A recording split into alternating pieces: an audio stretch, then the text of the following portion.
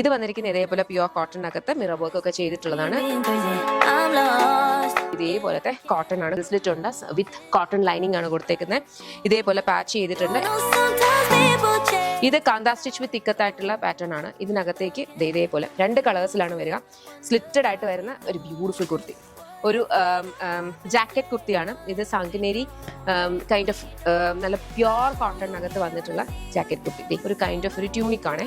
ട്യൂണിക്കിനകത്ത് ഇതുപോലെ ഈ ഒരു പ്ലേറ്റ് ചെക്ക് പാറ്റേണിനകത്തുള്ള tunic top and bottom set ആണ്.